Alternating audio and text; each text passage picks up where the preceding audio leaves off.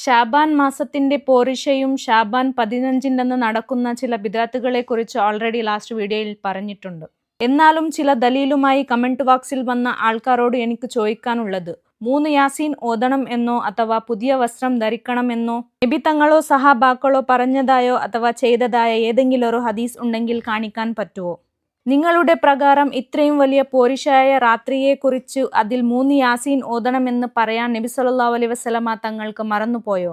എല്ലാ ആഴ്ചയിൽ വരുന്ന ജുമാ ദിവസത്തെക്കുറിച്ചും എന്ത് ചെയ്യണമെന്നെല്ലാം ഡീറ്റെയിലായി നബി തങ്ങൾ പറഞ്ഞു തന്നിരിക്കുമ്പോൾ ഇത്രയും വലിയ പോരിഷായ രാത്രിയിൽ എന്ത് ചെയ്യണമെന്ന് പറയാൻ മറന്നുപോയോ അഥവാ ചെയ്യാൻ മറന്നുപോയോ? നബി തങ്ങളോ ഖുലഫായി റാഷിദീങ്ങളോ സഹാബാക്കളോ പ്രസിദ്ധമായ 4 ഇമാമിങ്ങളോ ചെയ്തതായി സ്വഹീഹായ 6 ഹദീസ് ഗ്രന്ഥങ്ങളിൽപ്പെട്ട സ്വഹീഹ് ബുഖാരി, സ്വഹീഹ് മുസ്ലിം, അബൂ ദാവൂദ്, സുനൻ ഇബ്നു മാജ, സുനൻ നിസായി, ജാമിഅ തിർമിദി ഇതിൽപ്പെട്ട ഏതെങ്കിലും ഒരു ഹദീസിൽ 3 യാസീനിനെ കുറിച്ച് പറഞ്ഞതായി തെളിയിക്കാൻ പറ്റുമോ?